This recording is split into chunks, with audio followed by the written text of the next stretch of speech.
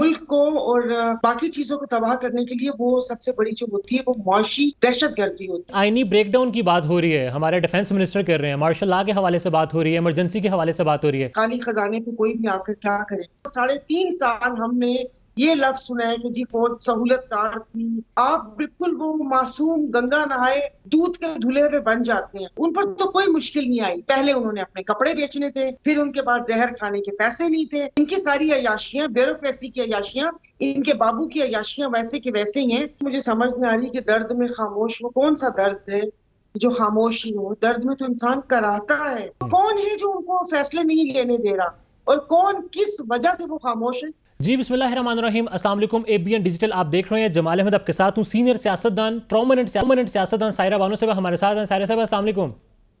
अस्सलाम वालेकुम जी। मैम, सबसे पहले तो आईएसपीआर की एक प्रेस कॉन्फ्रेंस आई, डिजिटल टेररिज्म की बात हुई, डिजिटल दहशतगर्दी की बात हुई। बड़ा इंपॉर्टेंट है सारे मौजू पर बात भी करना, और आपके ट्वीट सामने आ रहे हैं। आप खुद को काउंट कर रही हैं इसी कैटेगरी में जो एक नई कैटेगरी बनाई गई है डिजिटल टेररिज्म की? अस्सलाम वालेकुम। नहीं जी, मैं तो अपने आप को बिल्कुल भी नहीं कर रही। और अगर मेरी कोई ऐसी ट्वीट्स आ रही हैं वो तो एक जेन्युइन क्वेश्चंस हैं जो उस कॉन्फ्रेंस के बाद जो सवाल उठे थे एक दो चीजों के ऊपर। तो जो मैंने जो ट्वीट की थी तो वो तो मेरा एक बड़ा मासूमाना तो नहीं कहूँ, वो तो वसीम बादामी साहब के सवाल होते हैं।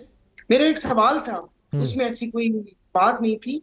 बाकी ये कि जब इस किस्म की चीजें होती हैं, मैं हुकूमत की बात कर रही हूँ, तो हुकूमत को उन चीजों को, उस तनकीद को तनकीद बराए इस्लाह लेना चाहिए, ना कि तनकीद बराए तनकीद। तो मुझे डिजिटल दहशतगर्दी का मतलब समझ नहीं आया। हाँ ठीक है, कुछ हमारी ऐसी वो जो कहते हैं ना कि लाइंस होती हैं कि उसको क्रॉस नहीं करना चाहिए। बाकी ये कि जो लोगों की राय होती है, एक जमहूरियत पसंद मुल्क में रहते हैं, हमारा तो आपको पता है ना नाम क्या है, इस्लामी जमहूरियत पाकिस्तान। तो जमहूर का हुस्न यही होता है कि आप अवाम की राय को अहमियत दें और अवाम की पल्स को समझें कि अवाम किस डायरेक्शन या किस उसमें बात कर रही है। बाकी उस प्रेस कॉन्फ्रेंस में बहुत सारी बातें हुई। मेरे नजदीक जो सबसे बड़ी, जहां जो किसी मुल्क को और बाकी चीजों को तबाह करने के लिए वो सबसे बड़ी जो होती है वो मुआशी दहशतगर्दी होती है। और जो आपने और हमने देखे, अगर हम माशाल्लाह के 35 एक साल निकाल लें तो 35 साल जिन लोगों ने हुकूमत की है, स्पेशली ये हमारी जो जो पीटीआई गवर्नमेंट है उसको तो 3.5 साल ही टाइम मिला। मैं तो पीडीएम का जो एक ग्रुप है उसकी मैं बात कर रही हूँ कि उन्होंने हमारे मुल्क को किस जगह लाके खड़ा कर दिया। मैं तो आजकल इस वक्त आईपीपीस के मुआहदों को, जिन्होंने वो मुआहदे किए, सबसे बड़ा जो मुआशी दहशतगर्द है, मैं उनको गर्दानती हूँ। क्योंकि कि जिस मुल्क की मईशत कमजोर होगी, जो मईशत है उसके साथ हमारी जो मुल्की सालमियत है वो जुड़ी हुई होती है जी। एक नॉर्मल से बात जमाल समझाऊं कि घर में अगर सुकून होगा, कोई ऐसी बात नहीं होगी, आपका पैसे की तरफ से सुख होगा, तो फिर बाकी चीजों में भी वो होता है। मतलब जो वसाइल होते हैं उस वसाइल की तकसीम में भी क्या कहते हैं कि गैर मुनसिफाना तकसीम होगी, तो वहां पर हर किस्म की दहशतगर्दी आपने भी आईपीपी की बात की। आईपीपी ज़ाहिर है बड़ा इंपॉर्टेंट है, इस वक्त उस पर बात करना, उस पर भी आएंगे। मगर उस पर जाने से पहले अब सियासत जा कहाँ पर रही है हमारी? आज हमारे पंजाब की सीनियर वजीर साहिबा ने कहा कि अब वक्त आ गया है कि इमरान खान को सजा दे दी जाए। बानी पिटाई का लफ्ज़ उन्होंने इस्तेमाल किया। तो अब ये सजा किस चीज़ की देनी है इमरान खान को, और सजा क्यों देनी है इमरान खान को? मैंने भी उनसे यही पूछना था, ये सवाल अगर सामने होती चले आपके थ्रू में, इस चैनल के थ्रू मैं पूछ रही हूँ कि किस चीज की सजा। अगर आप अभी आज एक वजीर आजम साहब ने एक उनकी जो एक चल रही है, उनकी छोटा सा क्लिप चल रहा है जिसमें उन्होंने बोला कि इदारों के खिलाफ इन लोगों ने हर्जा सराई की नहीं होनी चाहिए। लेकिन क्या ये अपने पुराने बयानात डिलीट कर देंगे? क्या इन लोगों ने नहीं की हर्जा सराई? आप देख ले, कोई ईंट से ईंट बचा रहे हैं, कोई कहता है कि खराब करे फौज, सही करे नवाज शरीफ, जंगे हारने का इल्जाम, खुदा जाने कौन कौन से अल्फाज के हम तो बोल भी नहीं सकते। और पार्लियामेंट के इजलास में खड़े होकर अभी के जो स्पीकर है उन्होंने बोला कि जिस वक्त वो जी बाजवा साहब के लिए कहा था कि उनकी टांगे कांप रही थी और माथे पे पसीना था, जिस वक्त आप अपने जलसों में जनरल बाजवा और फैज हमीद साहब को ललकारते हैं और 3.5 साल हमने ये लफ्ज सुना है कि जी फौज सहूलतकार थी, ये सिलेक्टेड है, ये है वो है। यानी कि जब आपकी बारी आती है तो आप बिल्कुल वो मासूम गंगा नहाए दूध के धुले हुए बन जाते हैं। भाई ये पहले दिन ही जिस वक्त फौज के लिए उंगली उठाई गई थी उसी वक्त को कहते हैं गुरबा कुश्तन बरोजे अव्वल। हाँ हाँ। जिस 12 अक्टूबर को आपने इंजीनियरिंग से एक मतलब आपने चीफ ऑफ आर्मी स्टाफ बनाकर और आपने जहाज नहीं उतरने दिया जिसमें तकरीबन 170 पैसेंजर्स थे और फ्यूल भी कम था। मेरे नजदीक तो दहशतगर्दी और इन सब चीजों की इब्तिदा वहीं पर है। ये थोड़ी है कि आज आप दुबक के बैठे हुए किसी छत्र छाया में और आप अपने आप को ये मासूम साबित करने की कोशिश कर रहे हैं या खुदा जाने बयानियां बनाने की कोशिश कर रहे हैं। तो मेरी इस्तदा है कि जब इस किस्म के बयानिए आप बंदे देखते हैं, आप उनकी क्रेडिबिलिटी देखते हैं। एक बड़ा हम लोग किसी के बारे में हम लोग बचपन में मतलब एक ऐसे बात है कि जब कोई बात करता है तो कहते हैं कि अगर ये हदीस भी सुनाए तो सही बुखारी खोल कर देख लो कि सही भी सुना रहा है ये नहीं सुना रहा। तो ये वो लोग हैं कि जब वो कहते हैं ना कि कोई बात भी करते हैं तो सिवाय उस पे वो कहते हैं ना हंसिया, क्योंकि उनका अपना दामन साफ नहीं है, वो माजी में ये सब कुछ कर चुके हैं। तो उनकी बात पर कौन यकीन करेगा और कौन इस चीज पे वो करेगा। और बाकी ये कि बैन पाबंदी किस लिए मैं इसी पर आ रहा हूँ। पीटीआई पर पाबंदी के हवाले से आज वज़ीर कानून ने ये कहा कि काफ़ी मवाद मौजूद है, पाबंदी लगाने के हवाले से सियासी जो जमातें हैं हमारी इत्तेहादी उनसे मुशावरत करेंगे। अब वो मवाद अगर मुशावरत करेंगे, अगर इत्तेहादियों ने बोला नहीं लगाओ तो नहीं लगाएंगे, तो फिर ये किस तरह का मवाद है कि इनके पास मौजूद भी है और फिर पूछना भी है कि भाई लगा दें या ना लगाएं? आप क्या समझते हैं कि ये जो इत्तेहादी है जो टोला बैठा हुआ है क्या ये इतना मजबूत है? ये तो एक रावलपिंडी कमिश्नर के बयान पर दुबक के बैठकर हुकूमत बना ली इन लोगों ने, कहीं की ईंट कहीं का रोड़ा, भानुमती ने कुंभा जोड़ा। ये तो एक कमिश्नर रावलपिंडी के वापस पर्दे सीमी पर आने की मार है। इनके तो अगर हल्के खुल जाएं और उन हल्कों की दोबारा से रिकाउंटिंग हो जाए, ये तो सिर्फ एक रिकाउंटिंग की मार है। ये लोग बात करेंगे। अगर आप यहाँ पर सिंध में पीपल्स पार्टी को देखें तो राव अनवार के बयान के बाद जो उन्होंने आके नेशनल टीवी पर आके बैठा और आके उन्होंने जो बोला और उसके बाद चारों तरफ खामोशी छा गई, सबके दामन में इतने छेद हैं, ये फैसला करेंगे। ये नहीं फैसला कर सकते। मे भी अब उसके ऊपर कोई दोबारा से नजरसानी हो रही होगी, लेकिन मैं नहीं समझती कि पीडीएम में बैठी हुई जमातें बैठ के ये फैसला करेंगी कि किसी पे पाबंदी लगनी है या नहीं लगनी। तो क्या इस वक्त जो मेंबरान हैं पीटीआई के, क्या उनके नामों पर या उनके खानदान पर भी इलेक्शन पे पाबंदी होगी? मतलब आप किसी पार्टी को बैन करके क्या करेंगे? चले ठीक है, आपने इमरान खान और उनकी पार्टी को बैन कर दिया, अलीमा खान अपनी पार्टी रजिस्टर कर लेती और वापस ये बंदे ज्वाइन कर लेते, तो देखिए ये हल नहीं है। अपने आप को सो काल जमहूरियत बोलते। देखिए मसला ये है, पहले होता था, मैं अपने बचपन की बात बताती हूँ, एक पीटीपी होता था जो शाम के वक्त और रात को 11 बजे फरमाने इलाही और तराना सुन के हम लोग बंद कर देते थे। लोगों के जो जज्बात होते थे दिलों में होते थे, पीटीपी देखने को होता था। अब जब लोगों को बात करने का मौका मिला है तो ये लम्हे फिक्रिया है कि ये जो बात होती है लोग ऐसा सोचते हैं। आप किसी की सोच पे पाबंदी नहीं लगा सकते। जो मैं सोच रही हूँ वो मैं सोच रही होंगी। इस पर एक ऐसे ही लतीफा याद आ गया। मुस्तनसर हुसैन तारड़ साहब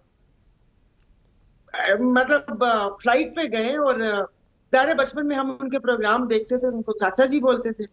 तो वो ऐसे ही बार बार कहते हैं कि गुस्से से आके उनको चाचा जी कह रहे।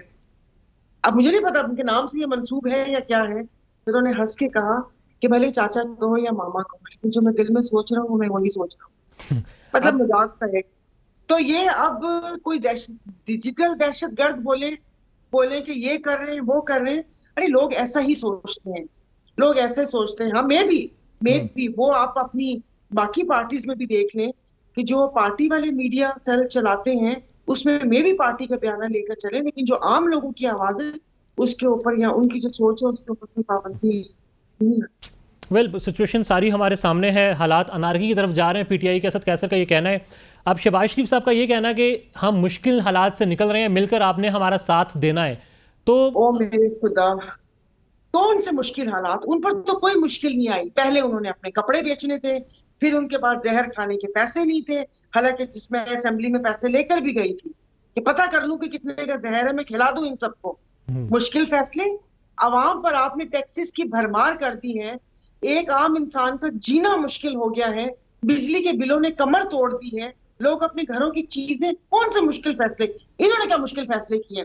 इनकी सारी अयाशियां, ब्यूरोक्रेसी की अयाशियां, इनके बाबू की अयाशियां वैसे के वैसे ही हैं। निगरां हुकूमत जाते जाते अरबों रुपए की गाड़ियां तोहफा देके चली गई। कल से एक न्यूज जो कि समा ने ही ब्रेक की थी कि क्या कहते हैं, स्पीकर पंजाब और डिप्टी अहमद खान साहब की गाड़ी 11 करोड़ की, जी।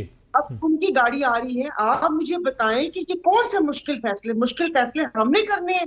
या तो बोले कि कुर्बानी, कुर्बानी, अगर हमारी कुर्बानी कर रहे हैं तो इसका मतलब है कि हलाल जानवर की कुर्बानी जायज है, ये फिर उस कैटेगरी में नहीं आते। और इस सब में इस किस्म के बयानात कि जिसमें सिर्फ और सिर्फ मैं कहती हूँ आवाम का ब्लड प्रेशर ही हाई होता है, या जो कहते हैं कि मुंह से फिर कुछ ऐसी बातें निकलती हैं। नहीं, बट अब नवाज शरीफ साहब जो हैं इस सारी सिचुएशन में वो खामोश हैं। हमें ये बताया गया ऑफ द रिकॉर्ड, जो नून लीग वाले मिलते हैं बताते हैं कि अवाम का बहुत दर्द है, उनको बहुत दुख है उनको अवाम का, वो कुछ कहना भी चाहते हैं मगर खामोश हैं। देखिए, एक तो मुझे समझ नहीं आ रही कि दर्द में खामोश, वो कौन सा दर्द है जो खामोश ही हो? दर्द में तो इंसान कराहता है, दर्द तो वो चेहरे पर नजर आता है। और अवाम के उसके लिए तो ऐसी कौन सी मजबूरी है? अगर सब ये कहते हैं कि सारे फैसले नवाज शरीफ साहब की मर्जी से होते हैं, तो गवर्नमेंट तो उनकी है, डिप्टी ये वजीर आजम उनका भाई, डिप्टी वजीर आजम उनका समधी, बेटी वजीर आला, तो कौन है जो उनको फैसले नहीं लेने दे रहा? और कौन, किस वजह से वो खामोश है? वो वजह भी तो हमें पता चले। क्या किसी ने क्या खामोश रहने को कहा है, या कुछ क्या कहते हैं, इंसान की ज़ाहिर बशरी इंसान है, बशरी कमजोरियां भी होती हैं, कोई कमजोरी हाथ में है, औलाद के हाथों मजबूर है, क्या है? हमें भी तो पता चले ये सारे मुश्किल फैसले हमारे लिए क्यों हैं। अगर वो दर्द है तो वो दर्द का हमें पता चलना चाहिए कि हाँ, इस शख्स को, इस अवाम का दर्द है। और पता नहीं, आईनी ब्रेकडाउन की बात हो रही है, हमारे डिफेंस मिनिस्टर कर रहे हैं, मार्शल लॉ के हवाले से बात हो रही है, इमरजेंसी के हवाले से बात हो रही है, हालात वहीं पर जा रहे हैं। देखिए, खजाना खाली है, खाली खजाने पे कोई भी आकर क्या करे?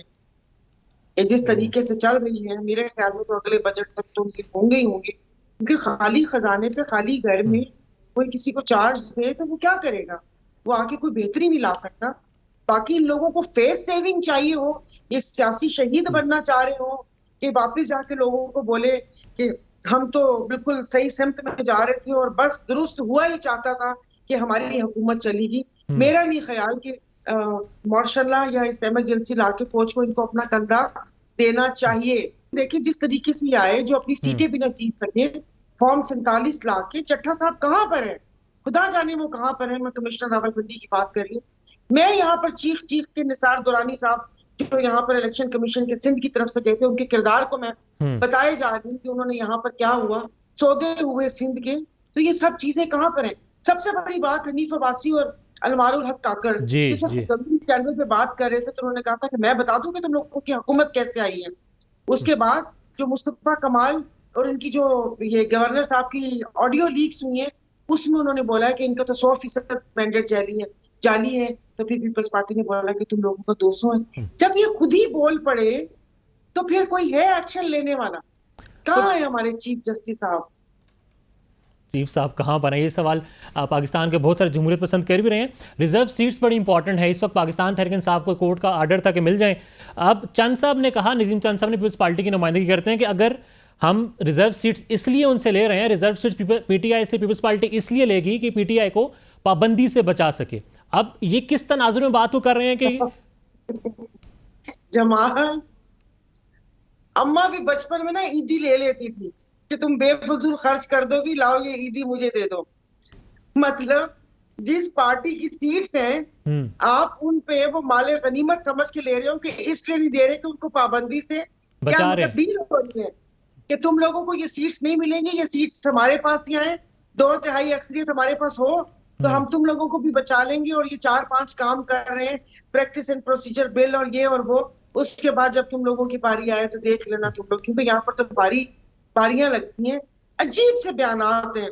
मतलब इतने, इनको हम कब से देखते आ रहे हैं सियासत की, वो कहते हैं ना कि इन्होंने दश्त की सहरा की खाक छानी है इस सियासत की, लेकिन समझ नहीं आ रही कैसी बात करते हैं कि जिनको अकल तस्लीम नहीं करती। ना ये पीटीवी का दौर है, ना एक अखबार आता है, और ना वो दौर रहा कि सिर्फ हजाम से ही आपको खबरें मिले या टांगे वाले से पता चले कि क्या चल रहा है क्या नहीं चल रहा। आजकल हर बंदे के हाथ में मोबाइल है और हर बंदा सोचता समझता है।